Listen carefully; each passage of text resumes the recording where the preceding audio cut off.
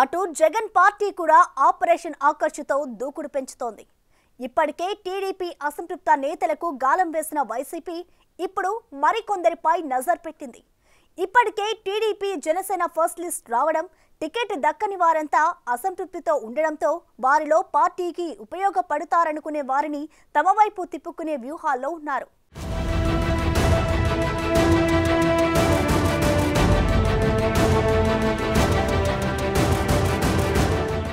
AP assembly ఎన్నికల సమయం దగ్గర పడుతున్న కొద్దీ పార్టీలు చేరికల స్పీడ్ పెంచుతున్నాయి.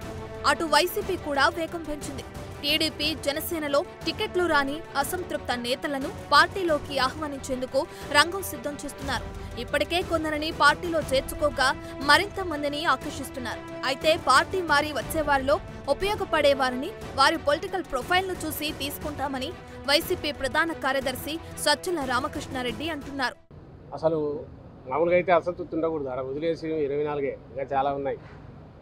మరి అక్కడికే అసంతృప్తులు మొదలవుతున్నాయి. మాకు సంబంధించినంత వరకు ఒకటే, అది వాళ్ళ పార్టీ ఇంటర్నల్ అఫేర్. ఎక్కడైతే అక్కడ నుంచి ఇప్పటికే చాలామంది అడుగుతున్నారు, అసంతృప్తితో ఉన్న వాళ్ళు వస్తామంటున్నారు, వాళ్ళు వస్తారని మధ్యలో ఫీరియర్స్లో వస్తున్నాయంటున్నారు. కానీ మా నాయకుడి విధానం ఒకటే, జగన్మోహన్ రెడ్డి గారు కంపాటబిలిటీ ఉండి ఎక్కడైతే అవకాశం ఉండి వాళ్ళ వల్ల వచ్చిన వాళ్ళ పార్టీకి ఉపయోగం ఉండి అలాగే వాళ్ళ రికార్డు కూడా బాగానే ఉంటాయి, కన్సిడర్ చేయొచ్చు. కానీ ఏదో గంపగుత్తగా వస్తున్నారు కాబట్టి వాళ్ళందరినీ తెచ్చుకొని ఇక్కడ అనవసరమైన పార్టీకి బరువు, ఎన్నికల ముందు దానివల్ల వచ్చే తలనొప్పులు ఉంటాయి. కాబట్టి పెద్ద అంతగా దాని పట్ల మాకు ఆసక్తి లేదు. అయితే ఆ జరుగుతున్న అంతర్గత కుమ్ములాటంలో అవి ఏదైతే వాళ్ళు ముందు నుంచి ఎక్స్పెక్ట్ చేసేట్టు జరుగుతున్నాయో వాటి వల్ల వాళ్ళు పడుతున్న ఇబ్బందులు చూస్తే పోను వాళ్ళకు ఇంకా మరింత అది పెరగబోతుంది. కాబట్టి అది చూసిన తర్వాత సహజంగానే మాకు ఇంట్రెస్టింగ్, ఆసక్తికరంగానే ఉంది. Whatever is happening.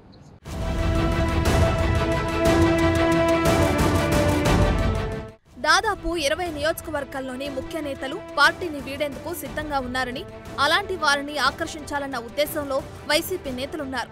పార్టీలో సీనియర్లుగా ఉన్న తమను కాదని కొత్తగా వచ్చిన వారికి టికెట్ ఇవ్వటం ఏంటంటూ ఆందోళనకు దిగుతున్నారు. పార్టీలో 5 ఏళ్లుగా కష్టపడిన తమని కాదని చివరి నిమిషంలో మొండి చేయి చూపడాన్ని జీర్ణించుకోలేకపోతున్న వారిని లిస్టౌట్ చేశారంటున్నారు. అయితే వారందరినీ తాము ఆహ్వానించలేదని వైసీపీ నేతలు అంటున్నారు.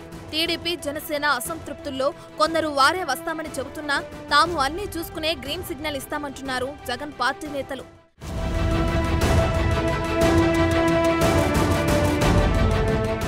అసంతృప్త నేతల రాకతో టీడీపీ జనసేన కూటమిని మరింత బలహీనపరచవచ్చని వైసీపీ భావిస్తోంది.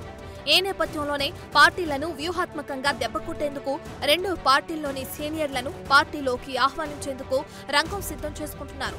అయితే పార్టీలోకి వచ్చిన తర్వాత సముచిత స్థానం కల్పిస్తామని, టికెట్ల కోసం రావద్దని ముందే చెప్పేస్తున్నారు. జనాకర్షణ, నిబద్ధత ఉన్నవారినే తీసుకోవాలని చూస్తున్నారు.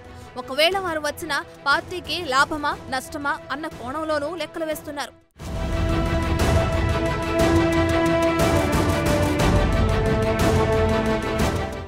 అటు జనసేన నుంచి తాజాగా చేగొండి సూర్యప్రకాష్ సీఎం జగన్ సమక్షంలో వైసీపీ కండువా కప్పుకున్నారు.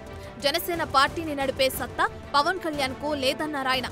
బడుగుల కోసం పనిచేస్తారనుకుంటే చంద్రబాబు, లోకేష్ ను సీఎం చేయడానికే పవన్ పనిచేస్తున్నారంటూ ఫైర్ అయ్యారు.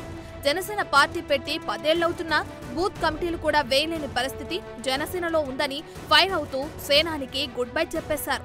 పవన్ పైకి చెప్పేదొకటి, లోపల మనిషి ఒకటి అని పార్టీ నుంచి వెళ్లిపోతూ కామెంట్స్ చేశారు. కనీసం 100 నియోజకవర్గాల్లో కూడా ఇన్ఛార్జీలు ఆ పార్టీకి లేరన్నారు.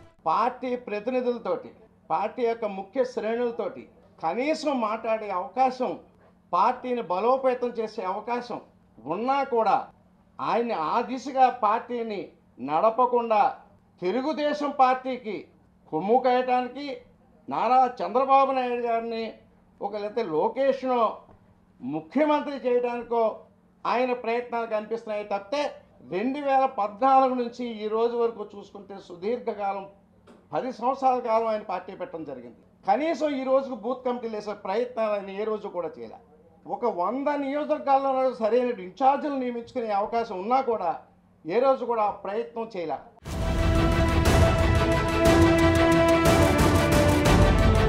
సుదీర్ఘకాలం టీడీపీ వైసీపీలో పనిచేసిన ఎంపీ నాని ఇటీవలే వైసీపీలో చేరారు. అప్పటి నుంచి తెలుగుదేశం పార్టీలో అసంతృప్తిగా ఉన్న వారితో టచ్లో ఉన్న ఎంపీ నాని పార్టీ ఆదేశాల ప్రకారం టీడీపీ అసంతృప్తులను ఆకర్షిస్తున్నారు. రాజోలు నియోజకవర్గానికి చెందిన మాజీ మంత్రి గొల్లపల్లి సూర్యారావు వైసీపీలో చేరటం వెనుక నాని పాత్ర ఎక్కువగా ఉందనే ప్రచారం జరుగుతోంది. ఇదే సమయంలో ఉమ్మడి కృష్ణా జిల్లాతో పాటు ఏపీలోని ఇతర కీలక నియోజకవర్గాలకు చెందిన పలువురు నేతల పేర్లు తెరపైకొస్తున్నాయి. టీడీపీ జనసేన ఉమ్మడి జాబితాలో టికెట్లు దక్కని నేతలు ప్రత్యామ్నాయంగా వైసీపీ వైపు చూస్తున్నట్లు తెలుస్తోంది. ఇదే సమయంలో సీఎం జగన్ సొంత నియోజకవర్గం పులివెందులకు చెందిన టీడీపీ నేత సతీష్ రెడ్డి కూడా వైసీపీ కండువా కప్పుకున్నారు. చంద్రబాబు, లోకేష్ తనను అనుమానించడం, అవమానించడం రెండూ జరిగాయని, అందుకే పార్టీని వీడానన్నారు. టీడీపీ కోసం 29 ఏళ్లుగా పనిచేసిన గౌరవం దక్కలేదని, టీడీపీ ఒక వ్యాపార సంస్థగా మారిందంటూ ఫైర్ అయ్యారు. తెలుగుదేశం పార్టీలో నేను క్రియాశీలకంగా రాజకీయాలకు వచ్చినప్పుడు దాదాపు 1994-93 నుంచి ఏ రకంగా అయితే అన్కండిషనల్గా వచ్చానో అదే అన్కండిషనల్గా ఈరోజు జగన్మోహన్ రెడ్డి గారికి, వైఎస్ఆర్ కాంగ్రెస్ పార్టీకి సేవ చేస్తానికి నిర్ణయం చేసుకున్నాను. ఏ రకమైనటువంటి పదవులు వచ్చినా, ఏ రకమైనటువంటి కథలు వచ్చినా అది నా పని ఆధారంగా రావాల్సిందే తప్పితే నేనుగా ఎవరిని పోయి ఆశించడం కానీ ఇంకోటి కానీ జరగదు. అటువంటి కండిషన్స్ ఎటువంటివి ఉండవు. తెలుగుదేశం పార్టీ నాయకుడు చంద్రబాబు నాయుడు గారిని ఒకసారి అడగండి. గడిచిన 29 సంవత్సరాల్లో 2009 వరకు ఏ రోజు ఆయన ఎటువంటి పదవి అడగలే. 2009లో నేను జైలు పాలైపోయి నేను తిరగడం ఇబ్బంది అయినప్పుడు నేను తిరిగేదానికి నాకు కనీసం సెక్యూరిటీ ఉండాలా, కాబట్టి నాకు ఎమ్మెల్సీ ఇస్తే తప్పితే నాకు ఒక ప్లాట్ఫామ్ ఉండదు, ఒక సెక్యూరిటీ ఉండదని చెప్పి 2009లో అడిగినా 2011లో నాకు ఎమ్మెల్సీ ఇచ్చినాడు తప్పితే అంతవరకు అంటే అప్పటికి నేను 93 నుంచి 2009 వరకు దాదాపు 17-18 ఏళ్ళు ఏ పదవి అడగలేదు, ఏ రోజు ₹1 అడగలేదు.